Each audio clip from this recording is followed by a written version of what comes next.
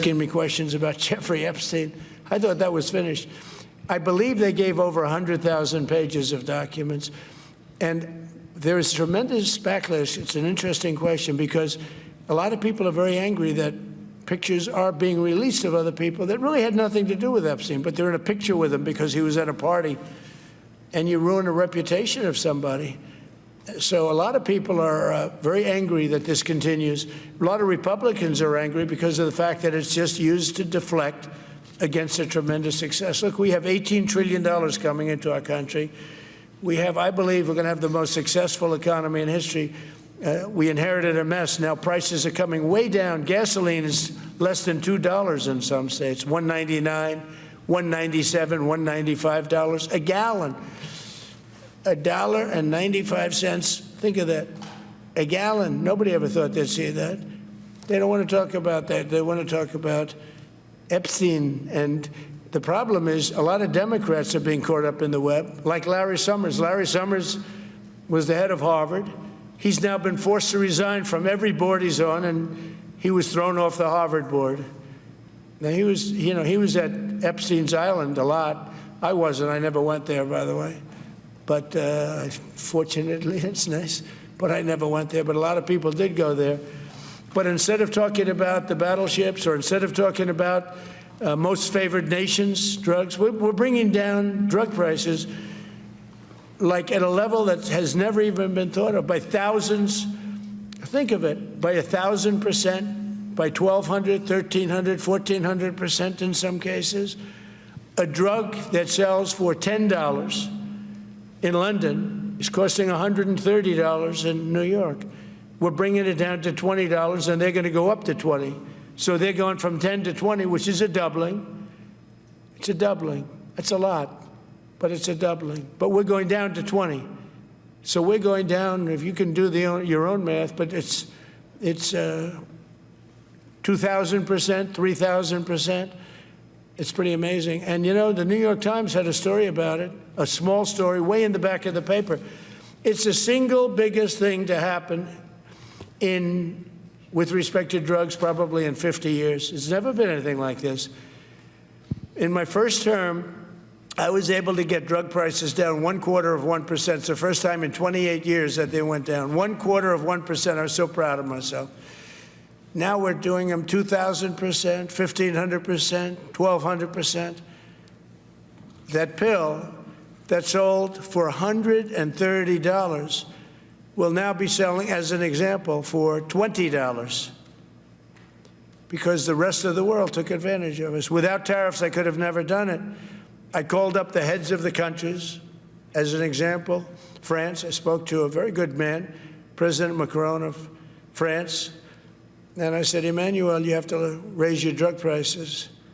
He said, no, no, no, we will not do that. I said, you have to. He said, no, I don't want to do that. Look, you're asking me if I go to $10 to $20, you're going to come way down to 20. We don't want to do that. Now, in all fairness, no other president even tried. But if they did try, there was actually a fake story in stupid USA Today. I didn't even think they make it anymore. I haven't. But I saw a story where Biden was trying to do this. Biden never tried to do it. Biden didn't know he was alive. He never tried to do it.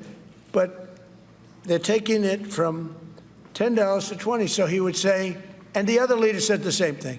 No, no, we won't do it. I said, no, no, you're going to do it 100%. They said, nope, we're not doing it. We're not going to double our price. Because, again, if you go from $10 to $20, they're doubling their price. We're coming down, though, from $130 to $20 because we're going to get the lowest drug prices in the world. Whatever the lowest price is called favored nations, we're going to have the lowest price. So I said, no, no, you're going to. No, no, I will not do this. Politically, it's unacceptable. I said, Emmanuel, you're going to do it 100%. Please accept it now. Be nice. You're going to do it 100%. No, no, no, I will not. I said, yes, you are. He said, why do you keep telling me I am when I'm not? Because if you don't do it, I'm going to put a 25% tariff on everything France sells into the United States of America. And that's approximately 20 times more than I'm asking for with respect to drug prices. He said, oh, I see. I agreed to do it. Every other country said the exact same thing. They all said, nope, I will not do it. I said, all right, on Monday morning, you'll have the 25% tariff, everything you sell. In the case of France, it was wine, champagne, cars, everything they sell. It's 25 to 30 times the price of what we're talking about, at 25%. Every single country agreed. And that was a big problem. The drug companies were difficult, but fine, because we have a certain control over the drug companies. We had no control over these foreign nations. So every single country has agreed to do this. So we will take that pill price down as an example, talking about not just pills, we're talking about everything. We'll take it down from $130 a pill down to $20 a pill. And the rest of the world will take it from $10 a pill up to $20. It's the biggest thing ever to happen, and it's covered, barely covered in the New York Times, because it's a fake newspaper. Yeah. Mr. President, on shipbuilding, how does the administration plan to ensure that there's sufficient workforce availability as you're producing these ships? Could you speak up? How does the administration plan to ensure there is sufficient workforce availability as you're producing these ships? We're going to have it. We're going to have tremendous workforce availability. We're also going to have robots helping us. We're going to have a lot of robots helping us because we need it, and because we're going to town. We're building a lot between the AI and the auto plants. So we're going to need robots. We're going to have robots, but that's going to help us. We're going to have tremendous workforce, and in order to operate you're always going to need people. You know, you could have robots, but you're going to have to get somebody to start those robots, and you're going to have to improve the robots. But we're going to have robotic factories plus manpower. So we're going to have enough. We're going to need the help of robots and other forms of, I guess you could say, employment. We're going to be employing a lot of artificial things, but the beauty is we're going to have more jobs than we've ever had. Just so you know, a number came out the other day. We have more jobs right now in the United States. More people are working right now in the United States than at any time in the history of our country. Think of that. Pretty amazing. So we'll have the help of, mechanical help, if you want to call it that, but we'll have tremendous employment. They'll be paid a lot of money. They'll do better than they ever did. Okay? Yeah. Mr. President, some may have been expecting a different kind of announcement today, hearing your Secretary of War and Secretary of State here. You mentioned strikes on land in Venezuela more than 15 times, even now, just in your recent remarks. Why should Maduro take your threats seriously? And he can do whatever he wants. What's your end game? Maduro? What's your end game? There's no answer. He can do whatever he wants. I mean, we have a massive armada formed, the biggest we've ever had, and by far the biggest we've ever had in South America. He can do whatever he wants. It's all right. Whatever he wants to do. If he wants to do something, if he plays tough, it'll be the last time he's ever able to play tough. But they sent their prisoners into us. They sent people from jails, prisons. They sent people from mental institutions and insane asylums into the United States, just walked right in, because Biden had an open border policy. What the Biden administration did to our country can never be forgotten.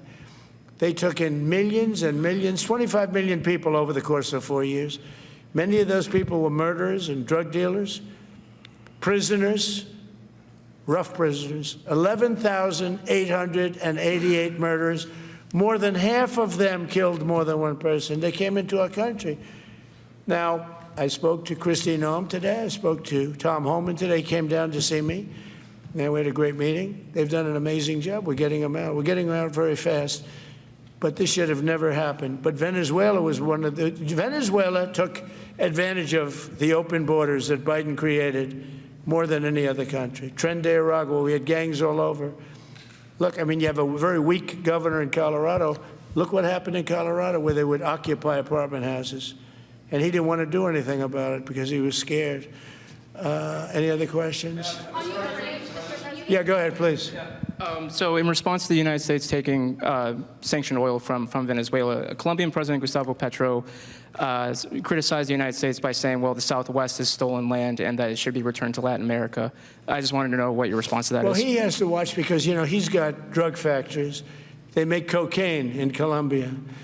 And he's no friend of the United States. He's a very bad guy.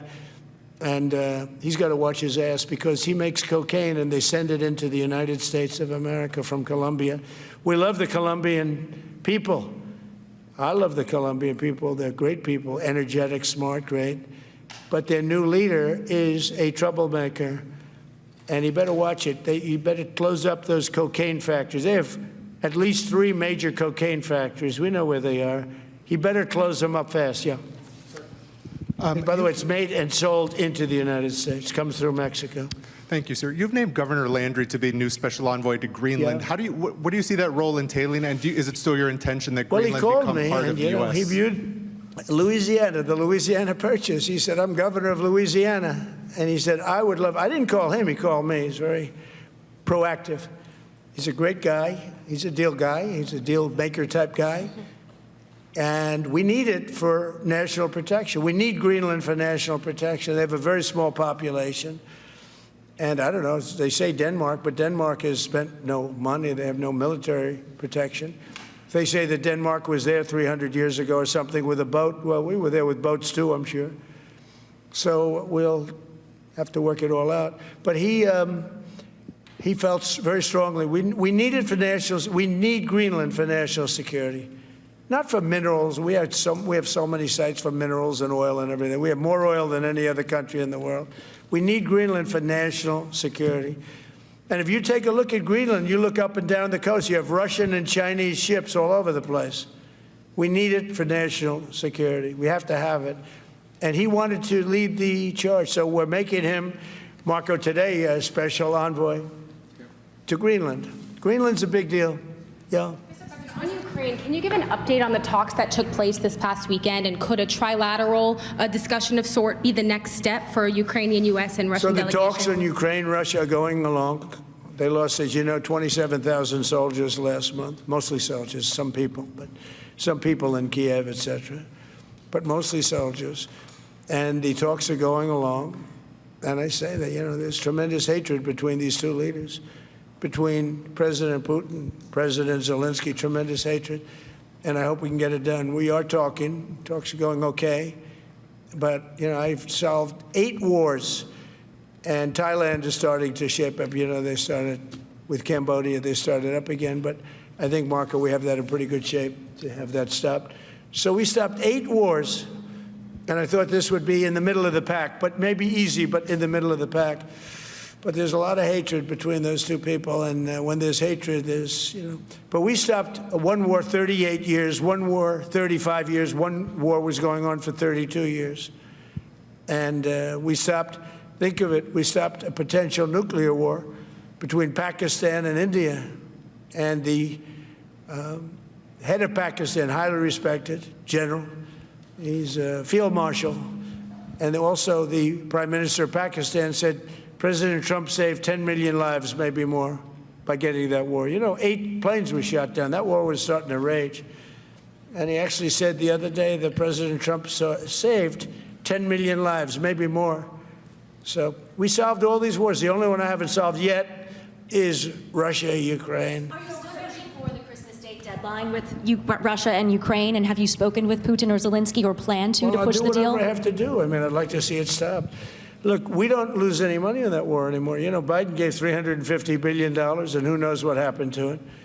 We now sell missiles, planes, all of the best military equipment. We sell it to NATO. We got NATO to go from 2% GDP to 5%. Nobody believed that to this day. Nobody's going to write that, but nobody believed it. And they take that money and they pay it to the United States for weapons. So we sell weapons to NATO. We sell full price. We sell weapons to NATO, and NATO takes those weapons and probably distributes them, but gives a lot of them to Ukraine. So we don't lose any money like we did with Biden. He was spending money like a fool. He was a fool. What he did to our country is so horrible. But he gave $350 billion between cash, gave a lot of cash, $350 between cash and weapons. You remember at the beginning of that whole thing, I gave them javelins. Javelins are the anti-tank busters. And President Obama at the time gave them sheets. I gave them javelins. They gave them sheets. But the bottom line, it's time for, I think they're all tired of that war. Everyone's tired of that war. It's got to stop. Yeah, please. The U.S. was in active pursuit of a sanctioned oil tanker yesterday. Are you able to share what became of that tanker? Was the U.S. able to seize No, it? it's moving along, and we'll end up getting it. Yeah, we're actually pursuing it. Can you imagine? Seized it yet? Because it came from the wrong location. It came out of Venezuela, and it was sanctioned. Yeah, please. Ultimate goal in Venezuela to force Maduro from power.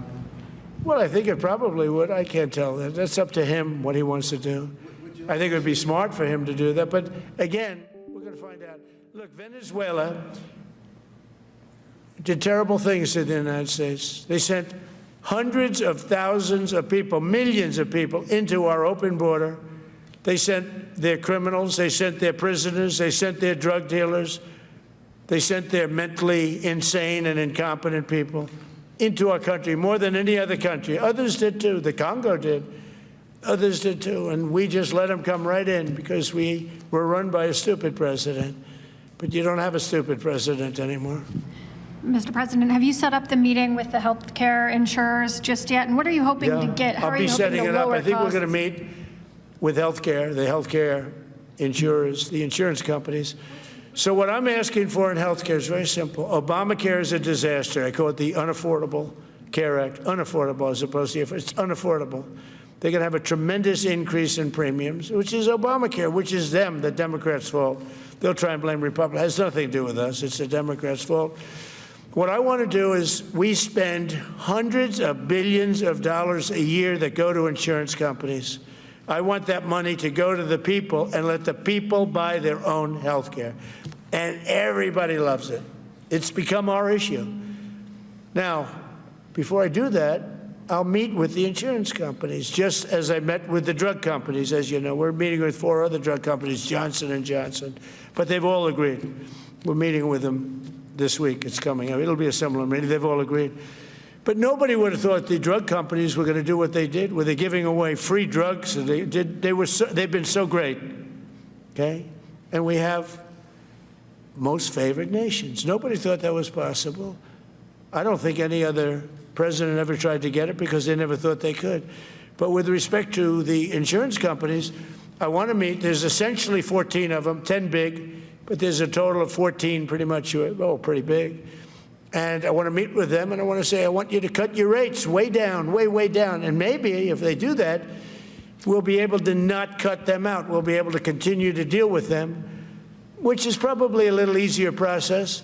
I think the best process is pay the money directly to the people, let them buy their own health care. But I'm going to meet with them the first week back. I do it now, but they're trying to come up with a schedule. They want to meet badly, they've told me, but they want to come up with a schedule. I said, make it a good schedule. Your rates have to come way down. We're also going to meet with other insurance companies because under Biden, the insurance rates have gone through the roof. Auto insurance, home insurance. I mean, insurance companies are making far more than they're entitled to make.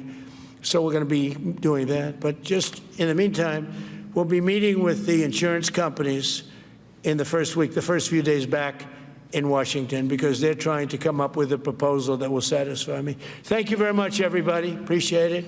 I hope you're going to enjoy the battleships. They're going to be beautiful. Thank you. And have a great Christmas if I don't speak to you. Thank you very much.